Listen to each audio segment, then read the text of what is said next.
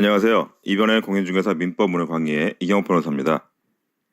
오늘은 그 두 번째 강의입니다.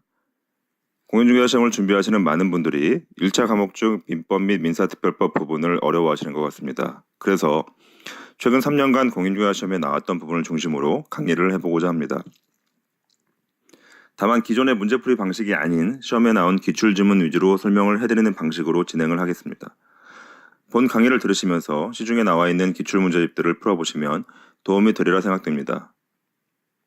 오늘은 두 번째 시간으로 의사표시의 효력 발생과 법률 행위의 대리 부분을 살펴보겠습니다. 의사표시의 효력 발생 부분인데요. 이 부분은 1년에 한 문제 정도 출제가 되고 있습니다. 우선 법조문을 살펴보겠습니다. 제111조 의사표시의 효력 발생 시기 1항 상대방이 있는 의사표시는 상대방에게 도달한 때에 그 효력이 생긴다. 2항 의사표시자가 그 통지를 발송한 후 사망하거나 제한능력자가 되어도 의사표시의 효력에 영향을 미치지 아니한다. 1항을 보시면 의사표시는 상대방에 도달을 한 때에 그 효력이 생긴다고 명시하고 있습니다. 이를 도달주의라고 하는데요. 의사표시가 상대방에게 도달한 때, 그때에 이제 효력이 발생하는 그런 형식으로 명시를 하고 있는 거죠. 이때 상대방이 도달을 하면은 의사표시를 철회할 수는 없습니다. 다만 2항에 보시면은 의사표시자가 그 통지를 발송한 후 사망하거나 제한능력자가 되어도 의사표시의 효력은 일단 유효합니다. 상대방을 보호하기 위한 취지에서 이런 내용이 명시되어 있는 것입니다. 다음 판례를 보겠습니다. 계약의 해자와 같은 상대방이 있는 의사표시는 그 통지가 상대방에게 도달한 때에 효력이 생기는 것이고 방금 전 살펴본 내용입니다. 여기서 도달이라 함은 이제 도달의 내용을 도달이 어떤 것인지 그거를 이 판례에서 설시하고 있는데요. 도달이라 함은 사회통념상 상대방이 통지의 내용을 알 수 있는 객관적 상태에 놓여 있는 경우를 가리키는 것. 즉 그 상대방이 통지 내용을 알 수 있는 어떤 객관적 상태, 그 상태에 놓여 있는 경우를 도달이라고 한다는 것이죠. 상대방이 통지를 현실적으로 수령하거나 통지의 내용을 알 것까지는 필요로 하지 않는 것이므로 실질적으로 상대방이 현실적으로 그 통지를 수령했느냐 또 그 내용을 알고 있느냐 이것까지 요구를 하고 있지는 않습니다. 따라서 그 상대방이 정당한 사유 없이 통지 수령을 거절한 경우에는 상대방이 그 통지 내용을 알 수 있는 객관적 상태에 놓여 있는 때에 의사표시 효력이 생기는 것으로 보아야 한다라고 설시하고 있습니다.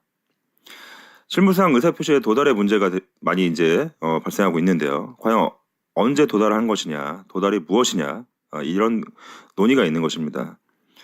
예컨대 우편물이 반송이 되지 않고 도착한 것을 의미하느냐 이런 질문이 있을 수 있습니다. 판례에서는 그 도달이라는 개념을 상대방의 그 내용을 알 수 있는 객관적 상태에 놓여 있는 경우를 의미한다고 설시하면서 상대방이 실제로 수령하거나 통지 내용을 알 것까지는 필요로 하지 않는다라고 판시한 것입니다. 그 다음에 내용증명 우편물을 보시면은 최고의 의사표시가 기재된 내용증명 우편물이 발송되고 반송이 되지 아니었다면 특별한 사정이 없는 한 이는 그 무렵에 송달되었다고 볼 것이다. 즉 내용증명을 우편 발송을 해서 반송이 안 되면 도달이 되었다고 판시를 하고 있습니다. 내용증명의 경우에는 우체국에 가서 내용증명으로 발송을 하게 되면 이게 반송이 되는 경우, 즉 보낸 사람한테 그 우편물이 이제 상대방이 도달하지 않아서 반송이 됐다 이렇게 이제 반송이 도장 찍혀서 이제 우편물이 돌아오죠. 그렇게 되지 않는 한 특별한 사정이 없는 한 그 무렵에 송달이 되었다고 볼 수 있다는 것입니다. 이건 내용증명 우편물의 특징을 반영한 것이라고 볼 수 있습니다. 113조 의사표시의 공시송달. 표의자가 과실 없이 상대방을 알지 못하거나 상대방의 소재를 알지 못하는 경우에는 의사표시는 민사소송법 공시송달의 규정에 의해 송달할 수 있다. 공시송달이라고 하는 것은 그 법원에 이제 공시송달 신청을 하게 되는데 그 법원 게시판에다가 그 의사표시의 내용을 이제 게시해서 그 의사표시가 도달한 것처럼 효력을 발생시켜주는 그런 제도입니다. 그 표의자가 의사표시를 해서 상대방한테 도달을 시켜야 되는데 그 본인의 과실도 없이 상대방을 알지 못한다거나 상대방의 소재를 알지 못하는 경우에는 우리가 법률상 어떤 의사표시를 해야 할 필요성이 있을 때가 있습니다. 그런 때 상대방이 이제 소재 불명이 되거나 그런 이유로 해서 의사표시자가 어떤 불이익을 입는다고 하면 불공평하게 되겠죠. 그래서 이러한 경우에 이런 과실 없이 상대방을 알지 못하거나 상대방의 소견을 알지 못하는 경우에는 공직송달 제도를 이용할 수 있게 해주는 것입니다. 이 공직송달 제도에 따라서 법원에 이제 게시가 되면은 도달의 효력이 발생했다고 이제 간주가 되는 것이죠. 다음 내용 살펴보겠습니다. 의사표시 효력 발생 요건 관련 판례인데요. 한번 보시죠. 농지법 제8조 1항 소정의 농지취득 자격 증명은 농지를 취득하는 자가 그 소유권에 관한 등기를 신청한 때에 첨부해야 할 서류로서 농지를 취득하는 자에게 농지취득의 자격이 있다는 것을 증명하는 것일 뿐 농지취득의 원인이 되는 법률 행위, 즉 매매 등의 효력을 발생시키는 요건은 아니라고 할 것이다. 농지법상 농지취득 자격 증명은 농지에 대한 소유권 이전 등기 신청 시 필요합니다. 그런데 이 서류가 농지취득의 원인 행위인 매매 행위의 효력의 발생 요건이냐가 문제되는 사안에서 법원은 그렇지 않다고 판시한 바 있습니다.